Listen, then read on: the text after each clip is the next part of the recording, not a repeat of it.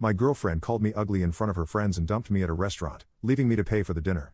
As she walked away, she loudly said, "A guy like you should be grateful I even dated you." I smiled and calmly waited. This morning, my phone blew up with 13 missed calls. You guys, I'm still processing what happened last weekend.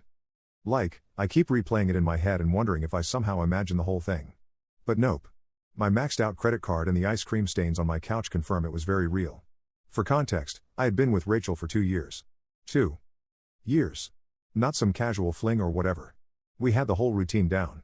Netflix marathons on Sundays, awkward holiday dinners with both families, even that weird couples yoga class she insisted on trying, which we both sucked at, TBH.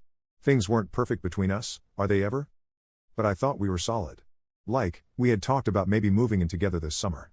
She had these little annoying habits, leaving her socks literally everywhere, texting during movies, and making these helpful comments about my appearance. Stuff like, "That shirt makes your arms look bigger," or "Have you thought about trying a different hairstyle?" I always brushed it off as her being honest. Pass me with such a doormat. So last Friday, Rachel texted me about this dinner with some work friends. She's never really included me in her work life before, always saying it wasn't professional or whatever. So I was actually excited. I even went shopping for a new outfit, RIP my budget, and spent forever getting ready. I'm talking full YouTube grooming tutorial, the fancy hair products I only use for special occasions, the works. I get to the super expensive restaurant downtown, the kind with tiny portions and no prices on the menu. Red flag number 1. Rachel's already there with 2 girls she works with, Leona and Paula. The moment I walk up, there's this weird vibe. Rachel barely acknowledges me. Just this half stand from her chair and a quick "you're late." I was literally 2 minutes late because parking was impossible. I sit down and she looks at my outfit and goes, "Oh, you wore that?" Not quietly either. Her friends exchange this look, and I immediately feel my face getting hot. For the record, I was wearing a dark blue button-up that I thought looked nice, nothing crazy or inappropriate. I try to laugh it off, is there a dress code I missed? But she just shrugs and says they already ordered appetizers. Cool. The next hour is basically Rachel talking about work stuff I don't understand while her friends nod along. Whenever I try to join the conversation, Rachel either talks over me or explains why I'm wrong about whatever I just said. At one point, I mentioned something about a customer at my store, and Rachel interrupts with, "He doesn't really get how things work in the real business world," with this dismissive wave, like retail isn't a real job. I've been a manager for 3 years. I'm sitting there getting more uncomfortable, wondering if Rachel's always been this condescending and I just never noticed, or if she's showing off for her friends. Either way, not a great look. Then Leona asks how we met, and I start telling the story about how her coworker Victor is my best friend and introduced us. Rachel cuts me off mid-sentence and says, "Yeah. Victor felt bad for him. I was doing a favor, really." Then, laughs. You guys. My stomach literally dropped. That's not even close to how it happened. Victor had actually warned me about Rachel's ego before setting us up, but said she was a good girl underneath it all. Spoiler alert, she wasn't. I excuse myself to the bathroom, mostly so I don't cry in front of them. I'm in the stall texting Victor "UTF is happening?" When I get a notification that Rachel just tagged herself at this restaurant on Instagram with girls' night out, I'm not even there. Victor calls me immediately, but I send him to voicemail because I don't want the girls to hear me crying. I splash some water on my face, fix myself up, and give myself this sad little pep talk in the mirror about getting through dinner with dignity. When I get back to the table, they're all laughing about something, but stop abruptly when I sit down. Awesome. The waiter brings our main courses, and Rachel keeps making these jokes about my food choice. I ordered pasta, one of the less expensive options because I was already worried about the bill, and she keeps saying stuff like carb loading for a marathon, and that's a bold choice for someone with your body type. Each comment feels like a little paper cut, and they're adding up fast. At this point, I'm barely eating. Just pushing food around my plate and counting the minutes until I can leave. Then Paula asks Rachel about some presentation, and Rachel launches into this whole story about how her boss loved her ideas, and she's basically running the whole project now. Something clicks in my brain. The week before, Rachel had been stressing about this same presentation, saying her portion was only 5 minutes, and she was nervous. Now suddenly, she's the star? It's like she's living in some alternate universe where she's the main character. Then the bill comes. The waiter sets it on the table, and Rachel picks it up, looks at it for a second, then slides it over to me. I think she's just showing me the total. But then she says, and I will never forget this, "You know what? I don't think this is working." I stare at her, waiting for the punchline. There isn't one. "I've been trying to make this work, but I'm just not attracted to you anymore. I think we should break up." In the middle of a restaurant. In front of her friends. After 2 years together, who does that? I'm completely blindsided. Are you serious right now? This is how you want to do this? She stands up, grabs her jacket, and says, I still get a knot in my stomach thinking about it. "A guy like you should be grateful I even dated you this long." You're not exactly a prize. Then she and her friends just left. They all walked out together laughing, leaving me sitting there with a $347 bill for all their stupid Wagyu appetizers and fancy cocktails. The waiter came over with this look of pity that made everything 1,000 times worse. I paid the bill with my credit card, which I'm still paying off from Christmas, yay, and somehow made it to my car without completely falling apart. I called Victor from the parking lot sobbing so hard he couldn't understand me at first. He came straight to my apartment with a pint of Ben & Jerry's and a bottle of wine, the real MVP. Between ugly crying and stress eating cookie dough, I told him everything. He was livid. I had to talk him out of driving to Rachel's place and causing a scene. That's when he got weird. He kept asking questions about what Rachel had said about work, projects she mentioned, her role in the company. Finally, he was like, Sebastian, I don't know how to tell you this, but Rachel isn't who she says she is at work. Turns out, Rachel isn't some hotshot marketing girl about to get promoted. She's an assistant who makes coffee runs and schedules meetings. All those business trips? Complete fabrications. The big presentation? She was just doing the slides for the actual team. The fancy title on her LinkedIn? Total fiction. I felt like such an idiot. For 2 years, this girl had been lying about basically everything, and I never questioned it. What else had she been lying about? That night after Victor left, I went into full detective mode. I scrolled back through our text history, our photos, everything. So many inconsistencies I'd missed. Comments about money that didn't add up. Times she had to work late, but her location showed her across town. I couldn't sleep. I kept replaying that moment in the restaurant, how small she made me feel, how humiliated I was. At 3 a.m., I get a text from a number I don't recognize. Hey. It's Chloe from Rachel's office. Victor gave me your number. There's some stuff you should know. That's when things got really interesting. First update. First, thank you all so much for the supportive comments on my last post. I literally cried reading some of them in a good way. A lot of you asked for an update, so here's what happened next in this absolutely wild situation. So after finding out from Chloe, who works with Rachel, that my girlfriend of 2 years had basically been living in a fantasy world of her own creation, I spent the next few days in that gross post-breakup fog. You know the one, where you're alternating between crying into a pint of ice cream and angrily scrolling through old photos wondering if any of it was real. My apartment looked like a disaster zone. Dishes piled up, laundry everywhere, and approximately 7 empty DoorDash bags because cooking felt impossible. The worst part was that I kept having these moments where I'd think of something funny to text Rachel, then remember what happened, and it was like being dumped all over again. My brain was literally stuck in a loop of, did that actually happen? And how did I not see this coming? I'd also been avoiding social media because I just knew Rachel would post something annoying. But Wednesday morning, I finally caved and checked Instagram. Sure enough, there was Rachel with some gym selfie captioned, "Level up, know your worth, the audacity." I nearly threw my phone across the room. Victor came over that evening with takeout and found me wrapped in my comforter like a sad burrito. He's been amazing through this whole thing, making sure I eat actual food, listening to me rant about the same things over and over, and not once saying I told you so, even though he had his suspicions about Rachel from the beginning. While we were eating, Victor showed me his texts with Chloe. Apparently, they'd been talking a lot, and she had tea to spill. According to Chloe, Rachel had been telling everyone at work that she dumped me because I was clingy and always talking about marriage. What? I was not the one who made a Pinterest board called Future Home Ideas. Yes. Rachel actually had one of these, which she claimed was research for some work project.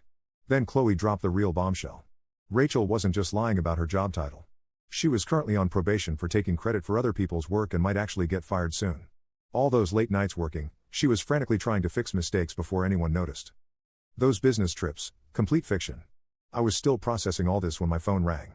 It was Tom, Rachel's dad. I almost didn't answer, awkward, but figured I should be an adult about this. Tom has always been super sweet to me. Remembers my birthday and actually asks questions about my life, kind of sweet. He sounded concerned and asked if everything was okay between me and Rachel. Apparently, she told her family we had a little fight, but everything was fine. A little fight? The woman publicly humiliated me, dumped me in front of her friends, and stuck me with a massive bill. I tried to keep it vague, saying we were taking some space because I didn't want to put him in the middle. Then he mentioned Rachel's birthday dinner on Saturday and how the whole family was looking forward to seeing me there. You guys. I nearly choked on my lemonade. Rachel had told her family we were still together and that I was coming to her birthday dinner. The dinner was at her parents' house, and apparently, she'd told them we had big news to share. After hanging up, I sat there in shock while Victor looked at me like I'd grown a second head. He was like, is she delusional or just a pathological liar? Honestly, I was wondering the same thing. That's when we came up with a plan. I wasn't going to just ghost her family. They'd always been kind to me, and they deserved to know what kind of person Rachel really was. But I also wasn't going to cause a scene or be vindictive. I would simply attend the dinner as invited and let the truth come out naturally. The next day, Chloe met me for coffee, Slightly awkward since we'd only met through Rachel, but she turned out to be really chill. She confirmed everything and added even more details about Rachel's work lies. The team Rachel claimed to lead was actually just her and 2 interns. The big presentation she was in charge of last month? She was just operating the slideshow while her boss presented. Chloe seemed genuinely upset on my behalf, saying she'd always thought Rachel's stories about me seemed off. Apparently, Rachel would come to work complaining that I was high maintenance, when in reality, I was paying for most of our dates toward the end because Rachel claimed to be between paychecks, which I now realized probably meant she was terrible with money. Midway through our conversation, Chloe got a text from their boss asking if she could come in Saturday evening to help with some emergency project. Chloe was bummed because she'd had plans, but then I had an idea. What if Chloe needed to drop something off at Rachel's parents' house during the birthday dinner? The timing would be perfect. As we were figuring out the details, my phone buzzed with a text from Rachel, first one since the restaurant disaster. It just said, "We need to talk about what happened." I might have overreacted. Might have? I showed Chloe, and she nearly spit out her coffee. Overreacted is when you get annoyed about someone being late, not when you publicly humiliate your boyfriend of 2 years and stick him with a $300 bill. I didn't respond. Let her sweat. The next 2 days were a blur of preparation. I wasn't going to this dinner unprepared. I dug through old texts, finding all the lies, dates when she claimed to be at work conferences that didn't exist, stories about coworkers that Chloe confirmed were fabricated, even photos Rachel had posted of herself at work events that were actually just downloaded from the company website. Friday night, Victor came over to help me pick an outfit. Not gonna lie, part of me wanted to show up looking amazing just to spite her, but we decided the best approach was to look nice, but not like I was trying too hard. We settled on a simple black button-down that Rachel once said made me look average, which now I realize was her weird neg attempt because I got compliments whenever I wore it. I barely slept Friday night. What if this backfired? What if her family took her side? What if I froze up and couldn't go through with it? By Saturday morning, I had chewed my nails down to nothing and gone through about 17 different around noon. Rachel texted again, "Looking forward to seeing you tonight. Where's something nice?" My parents are excited. I didn't respond to that either. Let her think whatever she wanted. I spent the afternoon getting ready with a weird mix of dread and anticipation. Victor helped me with my hair and gave me a pep talk when I started to lose my nerve. At 5:30, I got in my car and headed to her parents' house. I had to pull over once because my hands were shaking too much to drive safely. I sat there for a minute, doing those breathing exercises from that meditation app I downloaded months ago, but never actually used. What was I doing? Was this crazy? Maybe I should just block Rachel on everything and move on with my life like a normal person? But then I thought about her sitting there at her birthday dinner, probably telling everyone some fake version of our relationship, maybe even making herself the victim somehow, and my resolve hardened. I pulled up to her parents' house at 6:15, fashionably late, which I knew would annoy Rachel. There were several cars already in the driveway. Looked like the whole family was there. I checked myself in the rearview mirror, took one last deep breath, and walked to the door. Rachel's mom opened it with a big smile and a hug, ushering me inside. The house smelled like Tom's famous pot roast, and for a second, I felt a pang of sadness. I genuinely liked Rachel's family, and this would probably be the last time I'd see them. I rounded the corner into the living room, and there was Rachel, drink in hand, mid-laugh at something her cousin said. She froze when she saw me, clearly not expecting me to actually show up despite what she'd told her family. The look on her face was, well, priceless tbh. For a split second, panic flashed across her features before she composed herself and came over with this fake smile. She gave me a stiff hug and whispered, "You actually came. We need to talk privately." I just smiled and said loud enough for everyone to hear that I wouldn't miss her birthday for anything, especially since she'd been telling everyone we had big news to share. The color drained from her face. Tom clapped his hands excitedly and asked if this was what he thought it was. Rachel's brother gave me a knowing look. Her mom started joking about finally getting grandkids. Rachel gripped my elbow a little too tight and tried to steer me toward the hallway, but her dad called out that dinner was ready, and everyone needed to sit down. As we all took our seats around the dining table, with Rachel nervously watching my every move, my phone buzzed with a text from Chloe. On my way. 15 minutes out. Rachel leaned over and hissed, "What are you doing here?" I thought after the restaurant. I just smiled sweetly and said loud enough for everyone to hear. "Oh, I wouldn't miss the chance to tell your family about what happened at that restaurant, Rachel. I'm sure they'd love to hear that story." The look of absolute panic on her face as her dad started bringing out the food? Worth every second of anxiety it took to get there. Game on. Second update. I'm finally ready to share what happened at Rachel's birthday dinner. Sorry for the delay. I needed a mental health day after all this drama. Plus, my Wi-Fi has been acting up because my neighbor borrowed my password and apparently downloaded the entire internet. Where did we leave off? Right. Me sitting at the dinner table with Rachel's family while she panicked about what I might say.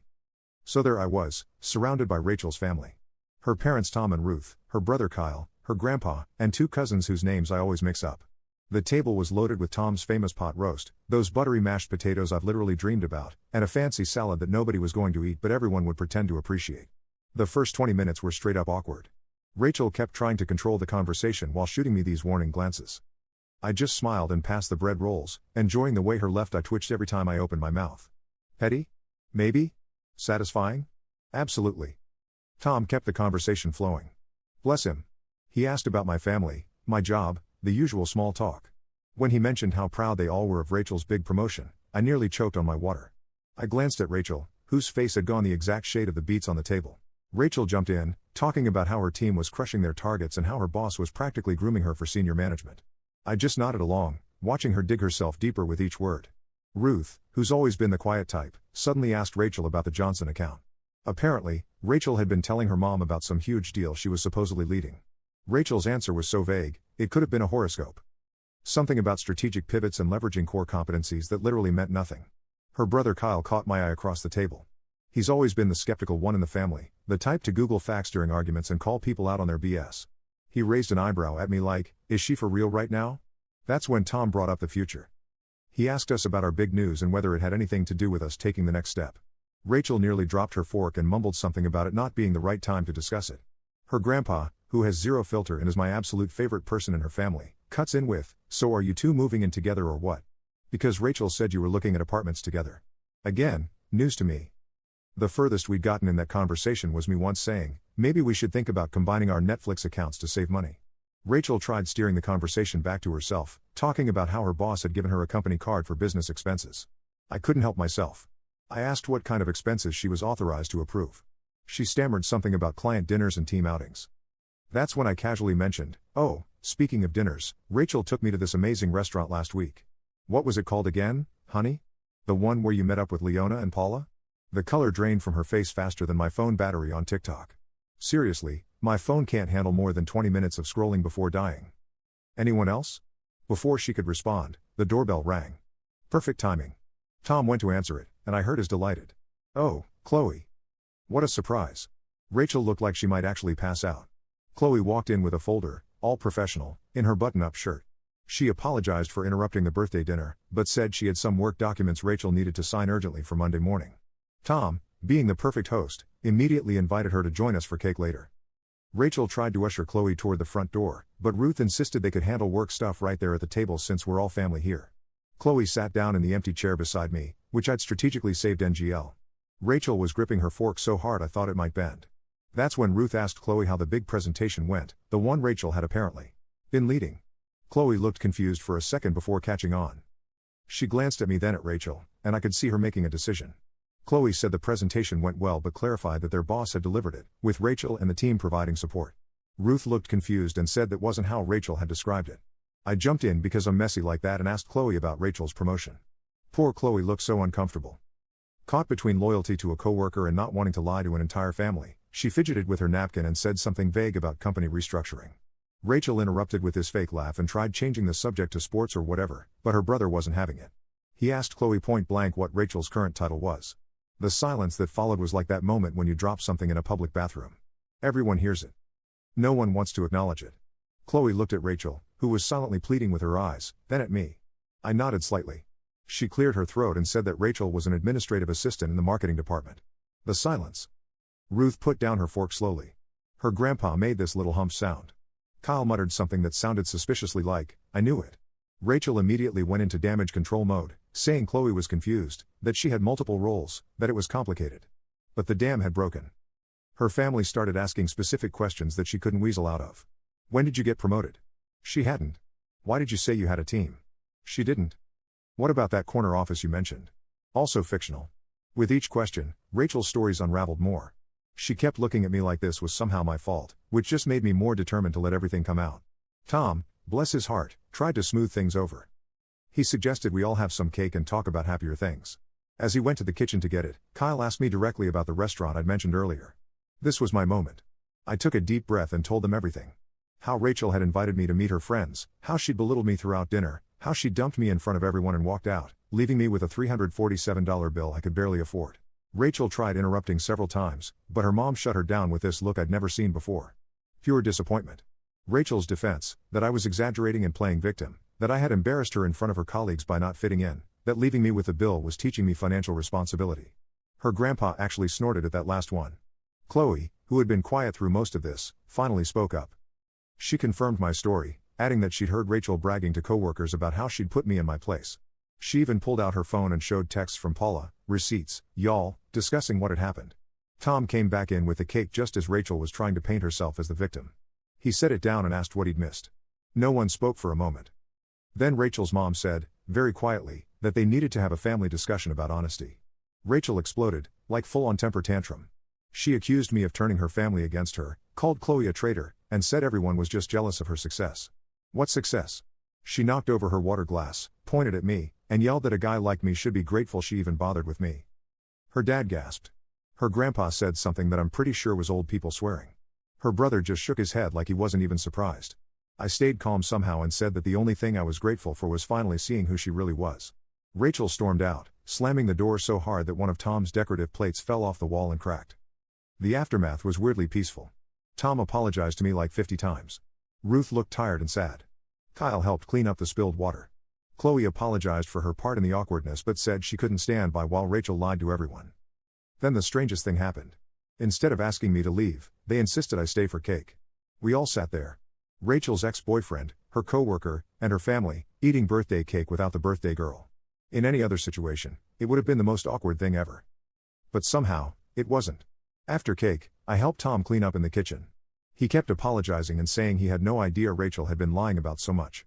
He seemed genuinely heartbroken, not just about what she'd done to me, but about who his daughter had become. I felt bad for him tbh.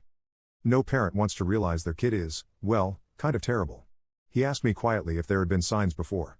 And I admitted that looking back, there were red flags I'd ignored because I wanted to believe the best about her. When I was getting ready to leave, Rachel's mom pulled me aside.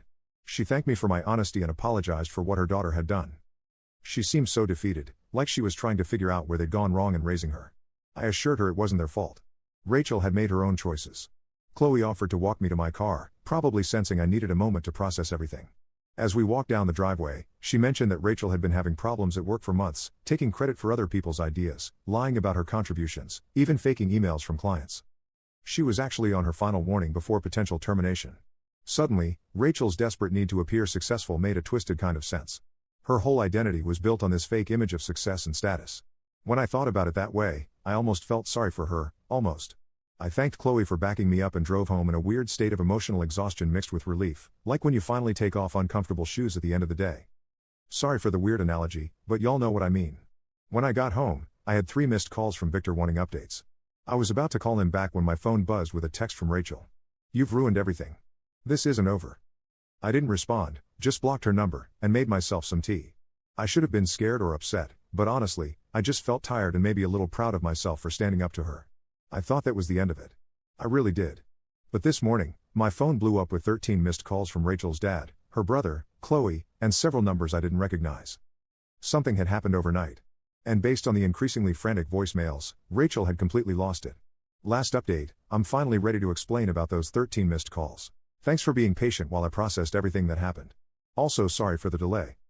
My laptop decided to do a surprise 4-hour update right when I sat down to write this. So where were we? I woke up Sunday morning after the birthday dinner disaster to find my phone blowing up with calls from Rachel's family and Chloe. At first, I legit thought someone had died or something.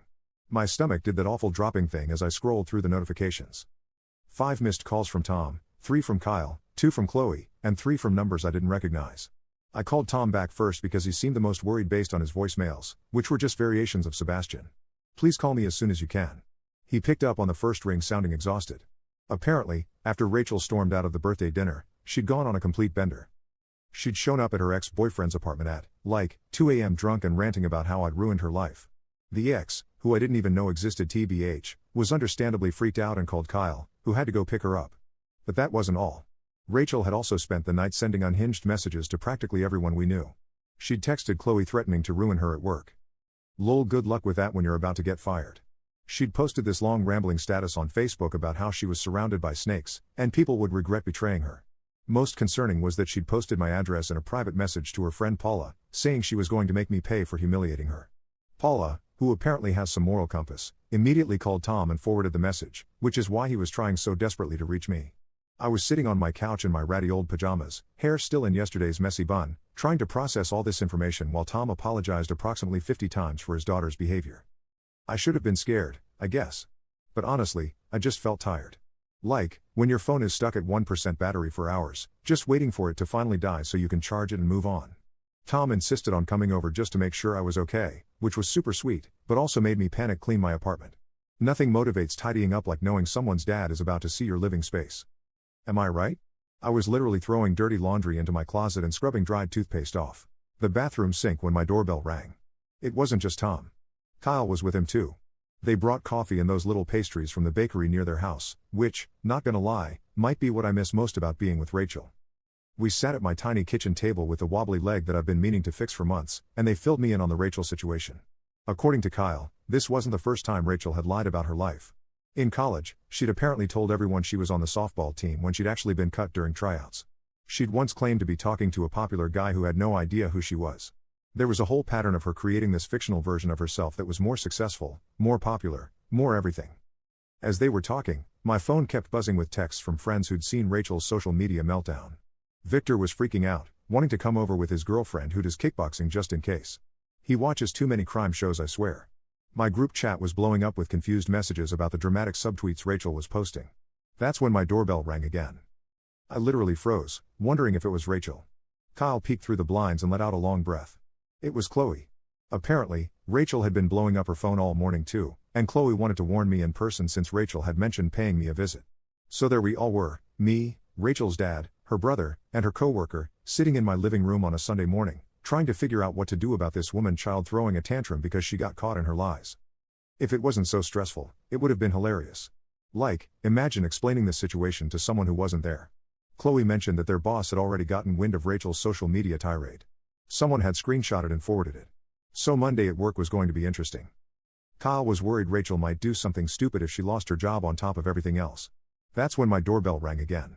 This time, it was the building manager, looking super awkward. Apparently, Rachel had been downstairs making a scene in the lobby, demanding to be led up to my apartment. The manager had refused, bless him, and threatened to call the police, at which point Rachel had stormed off, but not before yelling that I was a lying bastard loud enough for the entire first floor to hear. Tom looked devastated. He kept apologizing and saying he didn't know where they went wrong with her. I felt terrible for him. Imagine realizing your adult daughter is basically a walking red flag. Kyle was more practical, suggesting I document everything just in case Rachel's behavior escalated. We were all sitting there trying to figure out what to do when my phone buzzed with a notification. Rachel had tagged me in an Instagram story. Against my better judgment and everyone in the room telling me not to look, I opened it. It was a photo of me from early in our relationship, sleeping on her couch with my mouth open, captioned, "Mr. Perfect who ruined my birthday isn't so perfect.